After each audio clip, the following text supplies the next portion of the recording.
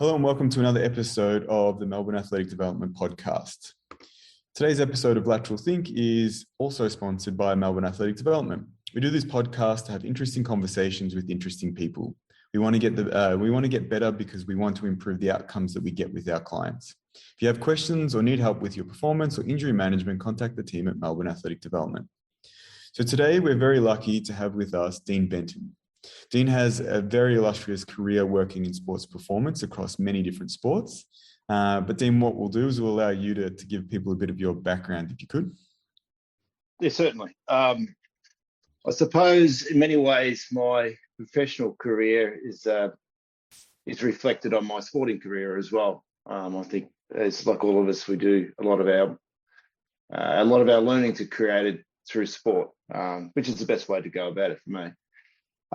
So I grew up playing AFL, like most Victorian young blokes. In addition to that, was involved with athletics as well. So which is still a love of mine, of course. So yeah, that was I suppose dictated a lot of my skill sets as a coach. So how did that start professionally for me? Yeah, I was. Went to university at Ballarat, had some fantastic lecturers there. Dr. Warren Young, to whom you may know, he's done a lot of work in the agility space, and we still keep in contact. He's had a big influence on, How old is Warren? on Warren. Too young to be retired, certainly. Yeah, I tell him that all the time. Great guy. Very modest too, way too modest for what he has to offer, but anyway, so yeah, he was fantastic. I went to university with a clear view of what I wanted to do, and that was to be a sprints coach initially.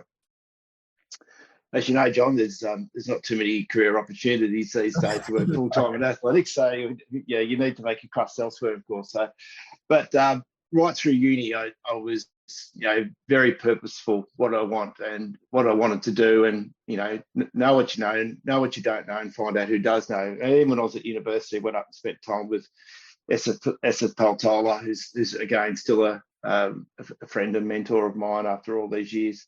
He's back now, isn't he? He's in Saudi Arabia working at the moment, but he's got a home both in Finland and also the Kiama, I should say, in New South Wales, at the beach there. So again, Essa talks tough about retiring, but he's way too young to be retired as well. So he's still got a lot to offer. I think people lose sight of that, what he's got to offer. I'll talk more about Essa later if you like. But even at university, I was driving him mad up in Canberra, and which sort of led to, I suppose, my first role in elite sport, which was working at the Australian Institute of Sport.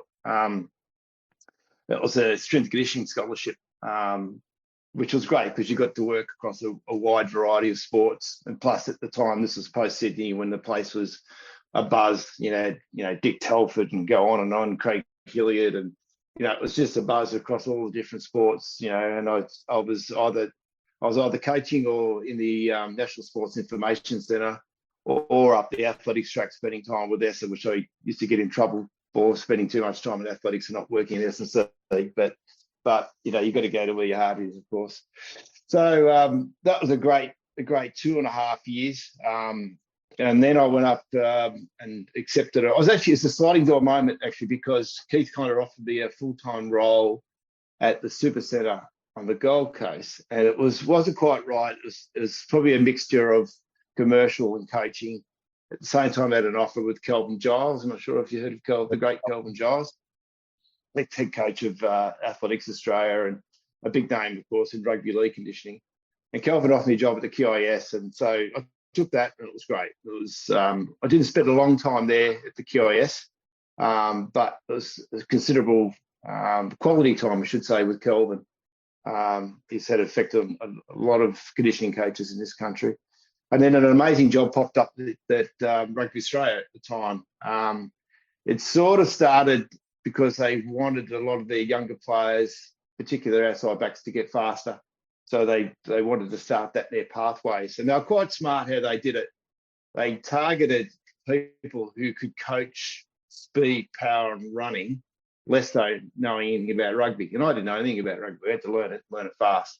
So at the time, that was Peter Birch, who's now at back to Hawthorn, John Pryor, to whom you might know of, and myself. And JP had a little bit of time in rugby at the time, but both Birch and I had to learn it fast. So that was great. And when I think back now, you have to be aware of rugby, but the outcome you want of the younger players, you want them to run and to jump and to be able to lift, etc., and have all those foundations by the time they get to senior rugby, or at the pointy end of the stick, so to speak. And then, of course, once you're in rugby, then you can become attractive to rugby league. And then I spent some time at the Broncos, which resulted in the premiership in 2006. Went to Europe for a little while, Leicester, back again, and then sort of flipped between league and rugby for a few years. And then, of course, I had a little bit of time consulting back with the AIS on a few big projects. And then back with most recently with Rugby Australia. It's interesting because obviously the story that you gave about rugby and getting an idea of what was going on in that sport probably brings us to a very broad question, but something that I thought I'd ask someone with your level of experience is, how do you actually create athleticism? Obviously, you were going into a space that you didn't understand the sport to the nth degree, but you obviously understood the athletic performance side of things to a high level. What do you think are the foundations for creating athleticism? Good question. It's first of all, I think we have to say, well, how do we define athleticism? To you and me, it's going to be linked to running and all iterations of running, which could be constant speed, maximum speed, acceleration, change of direction. We're going to look at athleticism, and I've got bias in that area, a bias that I don't apologise for, because the last time I looked, all the football and rugby codes are a running game. So I tend to look at it like that. So when I first went to rugby, I'd look at it and say, well, does he accelerate well? Does he jump and land? I'd look at it from first principles. And to be honest, I probably still do. So I'm not really interested in how much they lift in the gym exclusively. It's about how well it transfers to the field. It's not the weight you can lift to the gym, for example. It's how strong you are on the field. And I suppose a true representation of that is how it transfers to the field in the sporting environment. And unless it transfers there, I think as coaches, S&C coaches, I should say, well, even track coaches too, you can't, unless you're seeing the transfer of those strength and power qualities, then you haven't done your job. I think that's really important. Do you think that that's one of the key things that you see as time goes on and you get more experience? You are focusing more on what does transfer, even if, say, from a theoretical point of view, it doesn't necessarily make as much sense?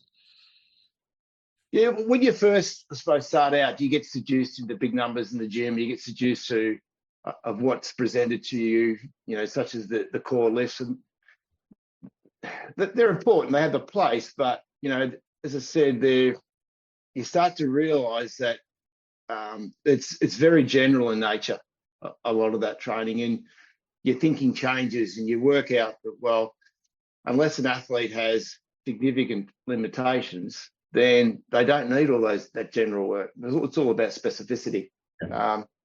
But I suppose to answer your question, for me, we all talk about speed, power, strength, and athletic qualities and how we develop those. But certainly for developmental athletes, I've found over the years through experience that there's usually 5 things that prevent the ongoing development of athletic qualities, and they are running technique, lifting technique, flexibility, postural strength, trunk strength, core, whatever you want to call it, and skillet force acceptance or force reduction ability.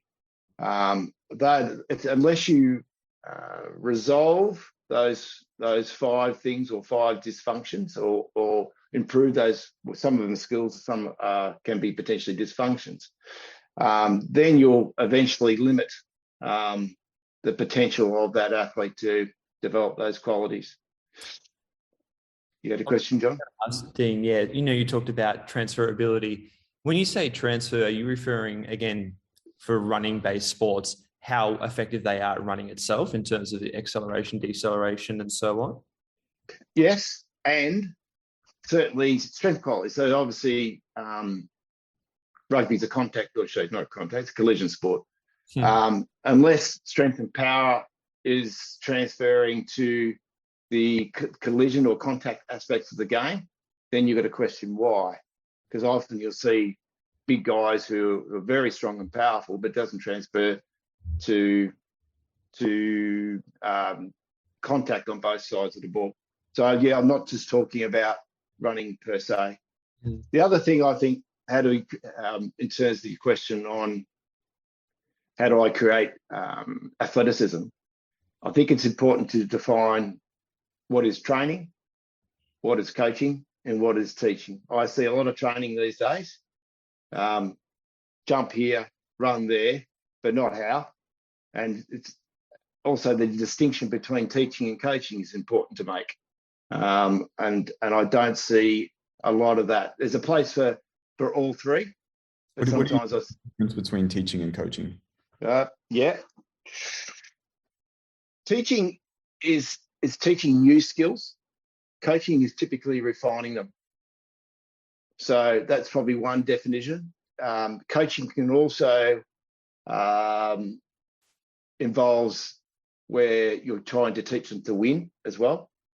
Whereas sometimes the environment, winning is not important, but learning is. So yeah, knowing how to teach and knowing how to coach and when to apply both is something can only be gained through experience and by doing it. You can't be taught that. You've got to learn it. So it's an important distinction to make there. But I do see a lot of that in athletics: run fast, turn left, and people hope that it works. Well, it doesn't. So so I think it's important to place a premium on coaching and teaching when developing athleticism. I was going to say, is that a common mistake you see a lot of coaches make these days, of just simply going through the motions and making potentially assumptions that doing this exercise in the gym is going to transfer to their performance, without actually having some kind of structure or logic for why they're doing something? Yes, and not just telling athletes what to do, but teaching them how to do it. And that's something that I think it's getting worse too, because, and it's only going to get worse. If you look at universities are producing undergraduates these days, they're doing a lot of the their course content online. If their outcome is they want to be S&C coaches, then look, if you want to pursue coaching in professional sport, 97% of the positions are coaching positions. So if you want to learn to coach, you've actually got to coach. So if they're teaching content online, they're not going to learn how to coach. I'd actually argue the PE teachers, that course stream is actually better suited to produce coaches, because they actually do things practically. So it's concerning. So if that answers the question, but it's a broader topic, and it's a topic that raises a lot of eyebrows in more experienced coaches these days. Is that something that you talk to more of the more experienced coaches about, pedagogy, and how you pass some of that pedagogical kind of stream to develop coaches through this? Because to me, that's a really interesting area. As a coach, I spend a lot of time looking at pedagogical structures and trying to understand how I can impart information, whether it's in a coaching realm or whether it's in the teaching side of it. But presenting that information in ways that's approachable for that athlete's important. Otherwise, you're not going to get the transfer of what you're saying anyway. Is that something that you're discussing quite a bit with, your contemporaries? Because it does seem that, as you mentioned, something like PE teaching, or that stream of understanding teaching, may actually be more valuable to coaches than just learning the X's and O's of, periodization structures and, the numbers in the gym and, okay, this lift, this is how you do an Olympic lift or whatever it is. Yes. Well, the simple thing is, COVID hasn't been great for this. People think you can learn how to coach on the internet. No, you can't. It's a practical pursuit.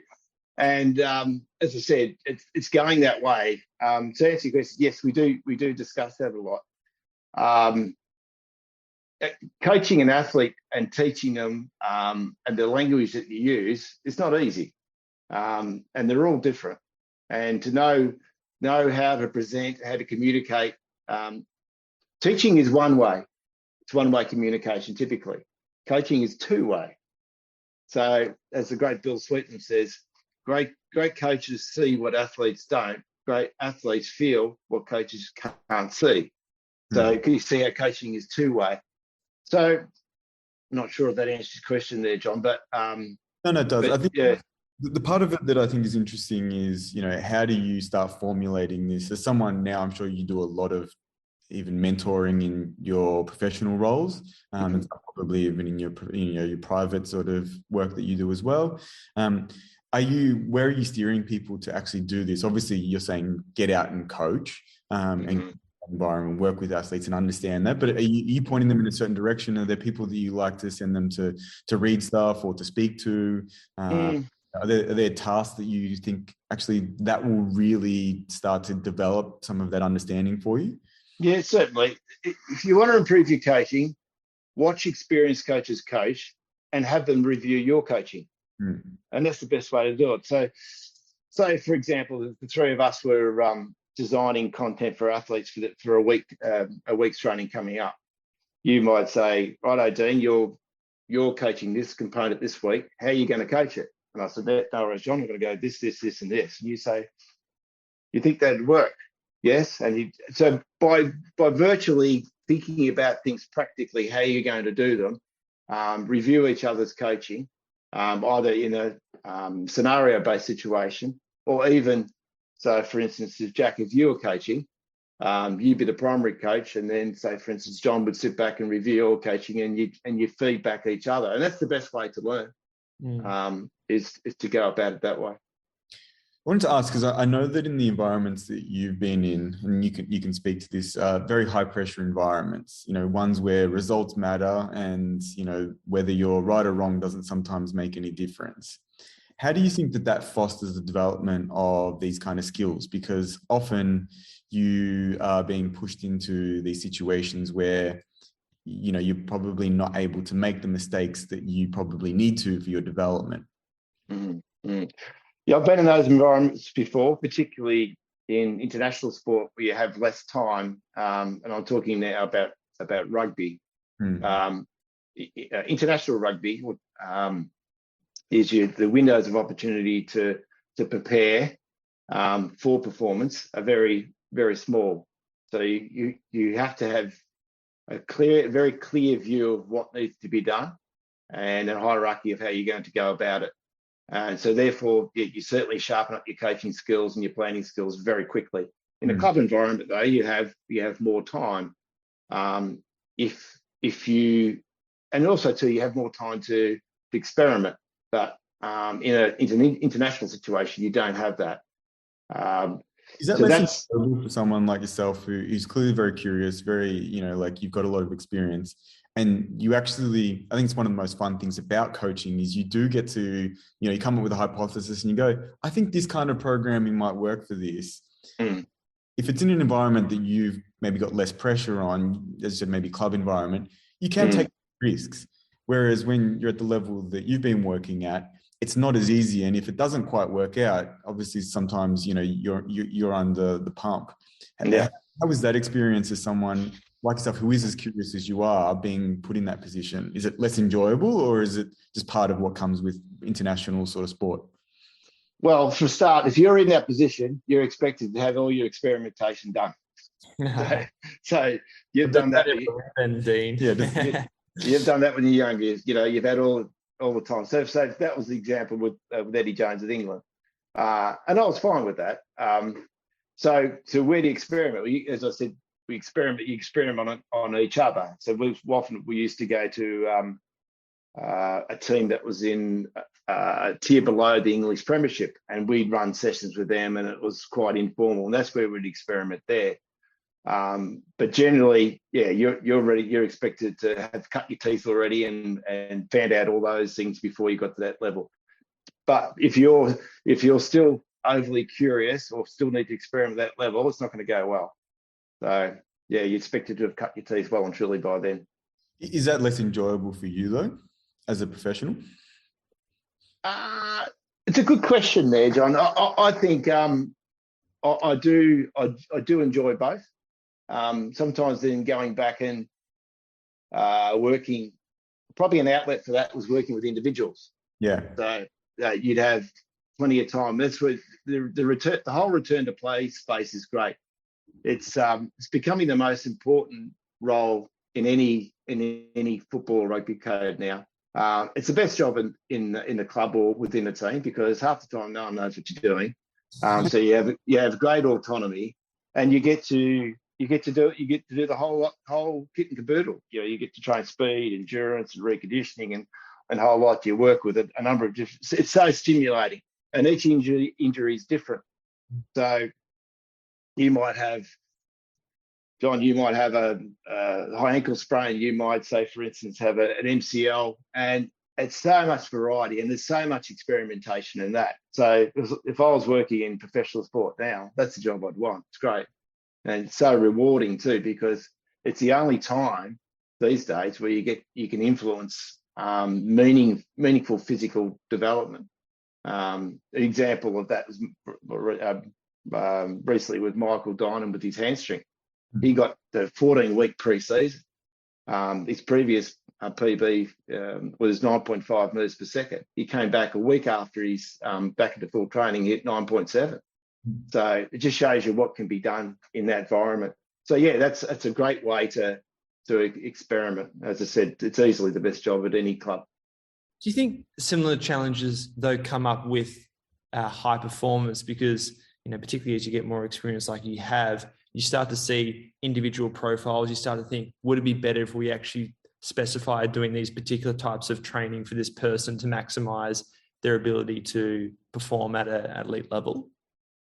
Absolutely. Profiling is so important. Not everything old is bad. Not everything new is good. I think profiling is something that a lot of young coaches aren't that familiar with these days. And guys like Frank Dick was doing in athletics back in, the late 80s, certainly early 90s. And he would profile very clearly. Dan Pfaff does it well these days with his archetypes and mailboxes, et cetera, et cetera. So you can definitely see more commonalities in athletes and certainly training directions that they need to take. You can do that by observation. You can do that by assessment. I think that's not hard and it's appropriate. What are some of the things that you're finding interesting about that profiling? Are you actually seeing at a professional level they are changing the training quite a bit for whether it be positional or, as I said, athletic profiles?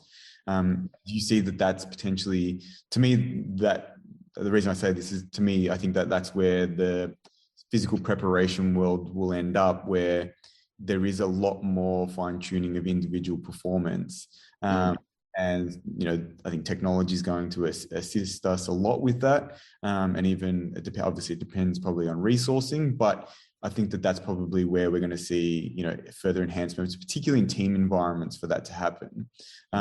Where do you think that that's positioned at the moment? Do you think we're getting there, or do you think there's still a lot of room in the professional sporting realm for increasing the individualization of profiling and then utilizing that for training performance, interventions? I think there's still a long way to go. One thing about rugby, when I talk about rugby union, when I refer to league, it's rugby league. Rugby's got, I'd argue, probably 7 different positional groups. So you can see the body shapes and sizes and the mass of the players is dramatically different. So if you ever worked in rugby, you have to be, your profiling and programming has to be quite contrasted. League is a bit more homogenous. AFL's a lot more homogenous. The same with football. But still though, the individualization and how you approach that, yes, there's definitely, that's where it needs to go. And I'd even argue that, particularly if you take AFL, some of these guys have done 7, 8, 9, 10 pre-season. They don't need the general work anymore. So where opportunities lay are definitely with specificity, individuality, in their pre-seasons where you can make significant change. Because the only time you design the same training program for two people is when you've got identical twins. So if that's not the case, then it's all about individuality and profiling. You mentioned there, obviously, the older athlete, the athlete with more, training history. How do you look at the development of their kind of programming, and where do you currently sit with the idea of developing, strengths and developing weaknesses? You hear different arguments at times with people where they'll go one way or the other. And sometimes it's a timing thing, depending on where you're in the development of your season or your competition cycle. Where are you currently sitting on that kind of idea of strengths versus weaknesses and what you train and what you don't? It's one that I've sort of, there's two ways to look at it. You can focus on someone's limitations or weaknesses, but that could be at their potentially, if it's too distorted down with that approach, you can be at the expense of their strengths. So for me, always focus on an athlete's strengths, approach their weaknesses if their weaknesses are limiting their strengths. That would probably be the best way to summarize it. But yeah, it requires a lot of consideration. In team sports, I approach it, what's preventing them from implementing the game plan they're expected to play, and then approaching it that way. And then you're looking at strengths, weaknesses, those sorts of things. Individual sports a little bit differently because there's not tactics involved, or not in a major way anyway. So yeah, you're looking at, okay, what is this athlete? What does he bring to his events? Why is he selected in the national team? What's he good at? And then look at how can we amplify that and what's potentially limiting that athlete from doing the things that he does well. I was just going to ask on that too, does that also depend on their training history? So for, let's say, in rugby that you've worked in, if you've got a relatively younger rugby player who's reaching that international level, are you really focused on building up diversity and more broad development, as opposed to say the older athlete where you might be thinking, well, look, they're at a point in their career or at an age where we need to actually just focus on certain things to make sure they can perform at the level that we expect? Yeah, simple rule for that. The greater your limitations, the more general work you need. So if you've got some bloke who can't jump over a soup tin, well, it's pretty obvious what you need to do. So, but then if you've got older athletes that, have got 65 centimetres CMJ, they've got a 20 on the yo-yo, et cetera, well, sometimes they don't have any significant physical limitations. So what's preventing them the game they wanted to play? What's preventing them from being the best player in the world in that position? They're the questions to ask. So, and also too, that sometimes that's the fastest way to burn players out as they get older, because that if you're going to go into a pre-season and be 20 on the yo-yo, or you can run some phenomenal 2K time, it's going to piss you off going back and doing all that general work all the time, and it just wears them out. They don't need to do it. So, and it's a way to keep them invigorated if they know that they're doing the work that's very specific to them. Because people retire when they don't feel like they're improving, and if they're not being constantly stimulated and being put through mundane work that they don't need to do because someone hasn't thought through exactly what they do need to do, then that's something to consider. How much of your role in these kind of settings now, and I know you obviously do a lot of private work as well, but is that interchange between the physical performance and also the actual on-field tactical performance? Like, how closely are you now able to work with the coach saying, okay, like the actual performance of this player requires not only the physical elements, but tactical and technical elements? Now, you might not necessarily be teaching, say, the rugby skill itself, but you're helping that identification process occur. Because I think that this is the interesting interchange that hopefully does happen in the physical preparation world, where the skills that you have that are about observation and identifying, say, the limitations, as you just mentioned, can actually be used to then assist the coaching staff on upskilling those other areas. Yeah. We've invested a lot of time in this, and soccer is a sport. I should refer to it as football, of course. That in many areas, S&C coaches who don't work in a sport look down at soccer, mainly because it's perceived that soccer's, I suppose, application of athletic qualities is cursory. Let's just say that. However, there's some areas, and specifically this, and I'll get to it in a minute, they're miles ahead. I'm looking at about 4 or 5, 6 books now that are resources around tactical periodisation and planning that don't exist in the other codes. I mean, period. Don't exist in AFL, don't listen to read. But this is that, and you would have heard, the concept of tactical periodisation, talked about before. So yes, well, first of all, how do I approach it? I look at what's the game model. How does that affect the squad, respective positional groups, and then, of course, the individual to realise that game model. Sometimes the game model may be not realistic for that particular team. So I've seen coaches make that mistake. Yeah, on that, do you have to sometimes have those conversations with coaches where they've developed a game model and in their head, that's what they're set on playing this game model, but you're looking at the squad saying they don't have the physical qualities to even carry out this game model. So maybe we review how we're going to use the players that we do have for you, obviously recently working with rugby, it's, in our national pool or whatever it is. Sometimes you even helping with maybe almost a recruitment into that pool by saying, okay, well, this player and this player and this player from these regional teams actually has the qualities. So if you want to play that game model, maybe we need to bring them into the fold. So with Rugby Australia, we had a systematic approach to national testing. So I'd have on hand detailed information on what players that have what qualities. That was very much front and centre for the coaches. That resonated with them. So I'd probably only see that mistake with rookie coaches who play a particular game that they weren't able to play. These more experienced coaches, you'd be surprised, they could see very clearly who's not fast and who's not. They can't put a number to it, but they can see it. So I wouldn't say I've had that problem. Sometimes they might select a player who is older and wanting to get faster, and I say, I think that ship sailed.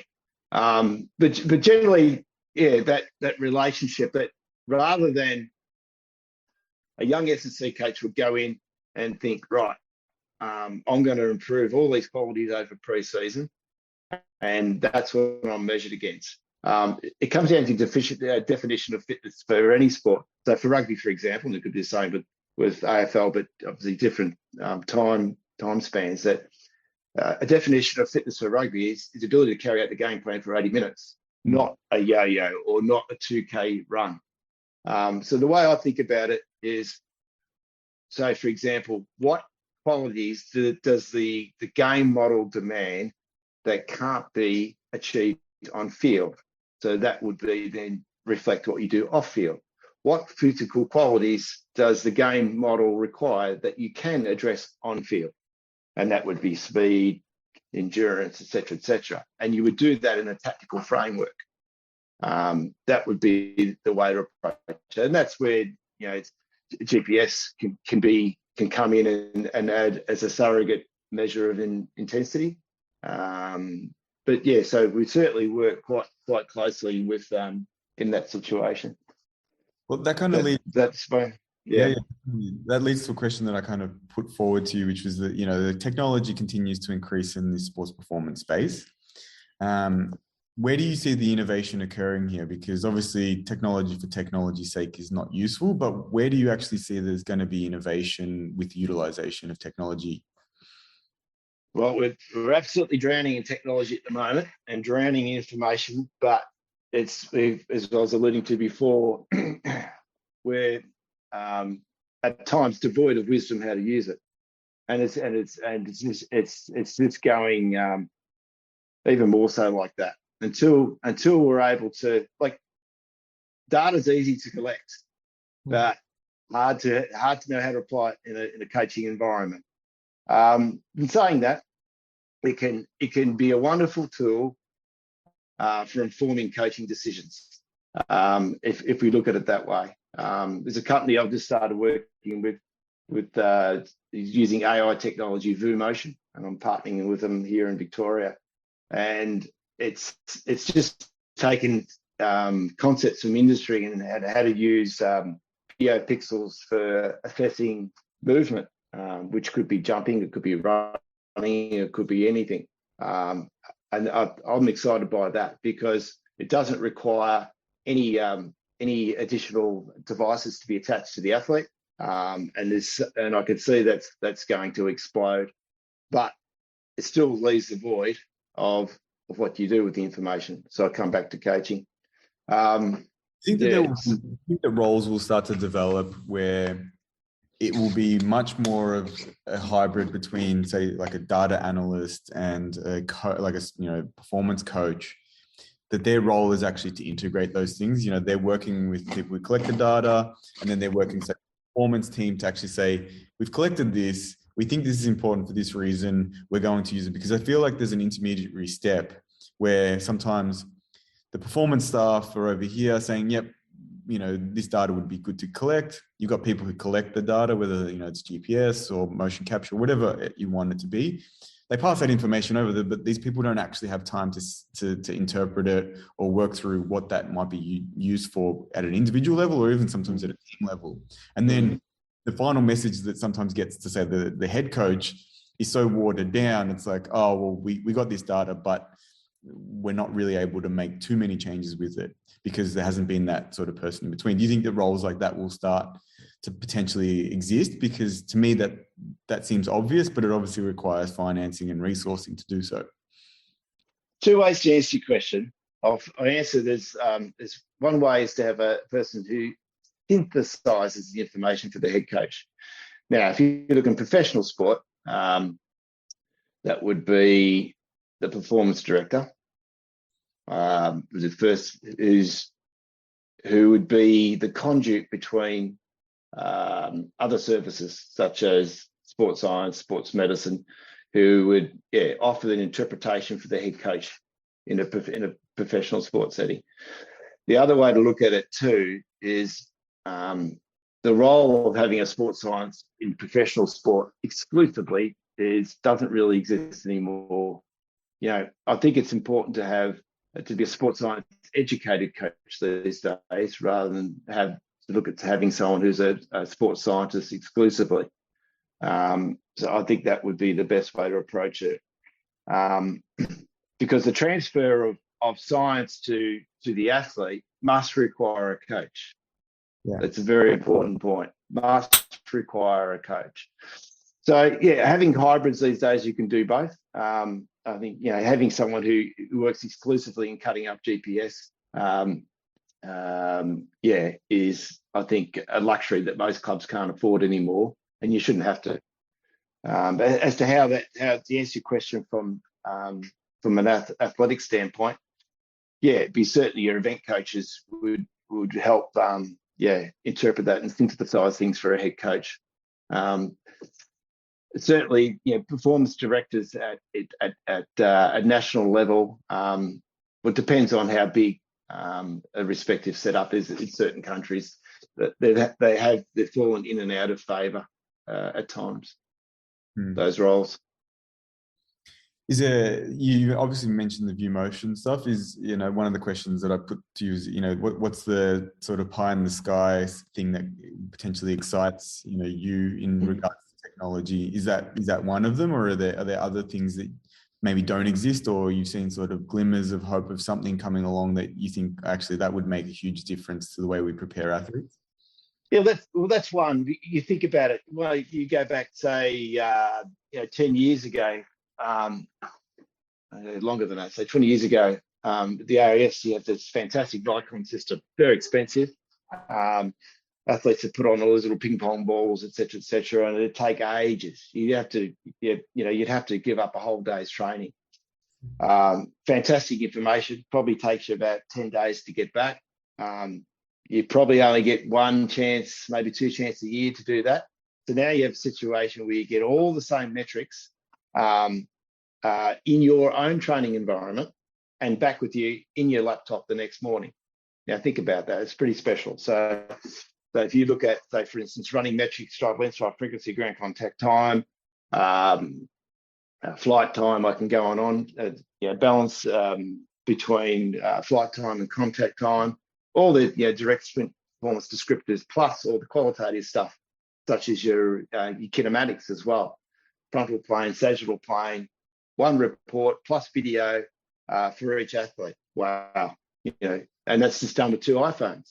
So you think if you're coaching, John, and you've got that information in front of you for all of your athletes, you can collect that every week if you want, standing 20, flying 20, done. I don't know, but I think that's great. So the other one too is we've developed an ACL screen at the moment. A lot of the thinking these days, it's all about rehabilitation. But as we know, guys, you can prevent these things. So we're looking at that at the moment as well. The question I wanted to ask you, Dean, just from something you mentioned earlier in the discussion, was 5 sort of physical pillars that you commonly think transfer across all different sports and athletes. One of them being flexibility.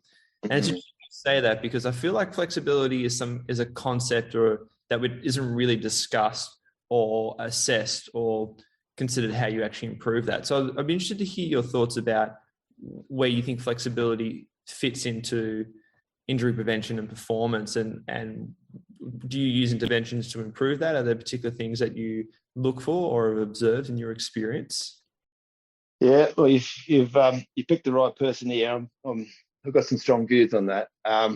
Where do I start? It's a big topic, controversial topic. It's interesting. Why is it controversial? Because it shouldn't be.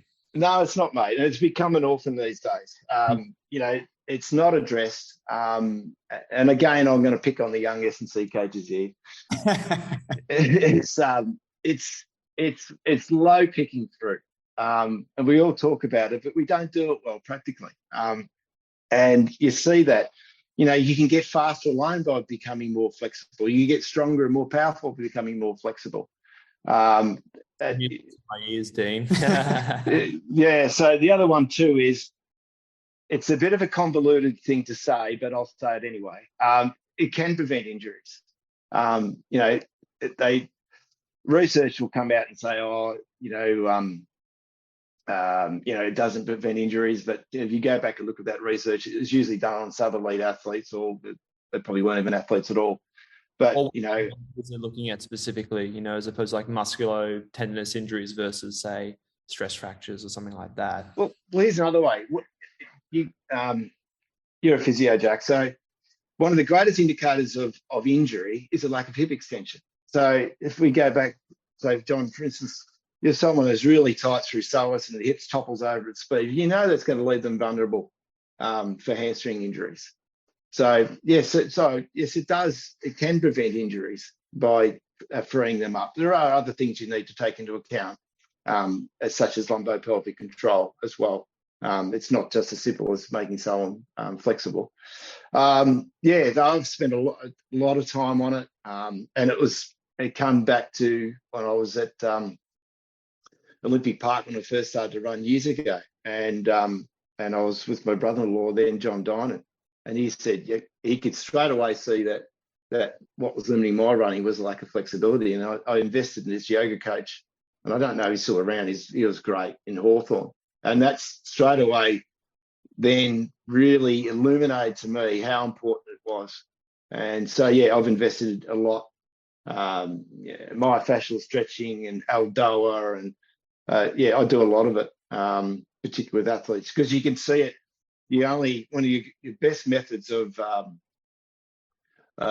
methods to musculoskeletally screen an athlete is gait analysis, and you can visually see where they're lacking flexibility and it's limiting performance. In rugby, it's you've got to play the game at 50 centimeters off the ground, so the big tall guys have to be flexible. So I do place a premium on it. Well, I think too, you highlight the interaction of something like flexibility with other physical measures, like for instance something like strength, or I even find it interesting when you think about a concept or a construct like control, say lumbopelvic control, of how deficits in flexibility, and it could be some other tissue capacity, influences their ability to control, say, their trunk or their pelvic position in space. And so I think this is where it's really useful, and something that I've noticed clinically, that seeing changes in control or ability to produce force at end ranges is very much influenced by not just actually developing that particular quality, but thinking about how other qualities interact with that particular measure itself. Yeah, well, it's not an easy way to sum it up. The longer and stronger, the more force you can produce, the more force you can tolerate. So I think that's the way I sell it to athletes. One thing that I always tend to ask, experienced people, but also people who seem, curious and interested is, what is something that you're exploring in your coaching and learning at the moment that is exciting you?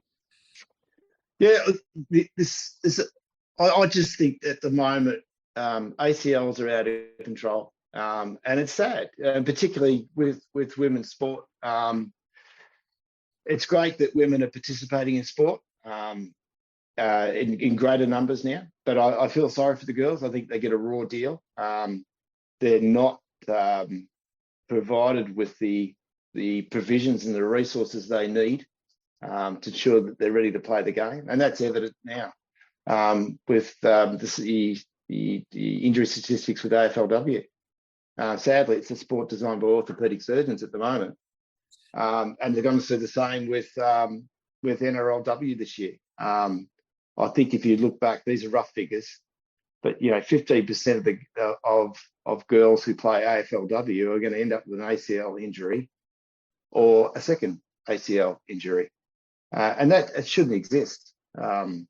What's in your mind, because we have some strong views on this as well, in your mind, what do you think are the big contributors that are potentially preventable as drivers for the development of ACL injuries? Without getting down to the minutiae, we know there's a couple of big ones. Quite simply, I'll try and... It's a lack of skill at force acceptance, which is coordination. Allied to that is also leg power. Now, leg power is a general term, but what I'm talking about specifically here is reactive leg strength. So coordination and power, they would be the two things. Now, the knee gets caught in the middle, but is often looked at in a real reductionistic way. To control deceleration and landing, it's a whole body movement, but people get preoccupied and look exclusively at the knee. So that are the big factors, I think. I know that you get a lot of the big dogs, they'll argue about this till cows come home, but primarily it's that shearing force, with the femur going forward, et cetera, and then it ends up in a valgus position. It's a chicken and egg. Which one comes first? I'll debate that. But I'll put it this way. I've watched the Australian Women's Sevens program. I was privy to what happened into the Rio quadrennial, I should say, and also Tokyo. There was a really good S&C coach who worked them into Rio, and he didn't treat them like delicate flowers. And the girls hopped, bound, jumped, etc., lifted, and they were, and those girls were robust. And into the next one, another guy took over, and he continued that work. And he, they'd speed bound, they'd hop, they do all that. He didn't treat them like men. He coached them like athletes, and that's the way the girls would want to be coached. Of course, they've had 2 ACLs in 7 years. AFLW in the other instance have had last year, I checked, round 3 had 7 by round 3. So yeah, I just think if you get online and look at a lot of the so-called prevention programs, I've got a 14-year-old daughter could do that getting out of bed in the morning. So they can call them prevention, but they're not preventing injuries. Well, so yeah. I was just going to say, Dean, that raises a good point and question I'd like to ask you, is because we often tend to categorize the idea of injury prevention and high performance as 2 separate things. Do you see them as separate? They're not. They're synonymous. As I said, if I gave the women's sevens example, they would have been doing plyos and jumps and all those sorts of things, and not once would injury prevention would have been discussed, but it was implied. So no, you can't separate them. And you'll see that these days, and you'll see, oh, this is injury prevention and this is performance enhancement. No, you kill two birds with the one stone. You can't separate the two. So it appears I'm singing to the choir, not the unconverted here. Absolutely. Fantastic. All right. We won't hold you up anymore, Dean, but thank you very much for sharing the immense information that you've sort of gathered over your career. I'm sure there's plenty more to come. And I know that you're putting a lot of this information into coaching even your own children in sprinting. So I'm looking forward to seeing them pop up on the national lists over the next 5 to 10 years. Hopefully. Thank you very much, mate. Have a great Sunday. Thanks, guys. Speak soon. See you. Bye-bye.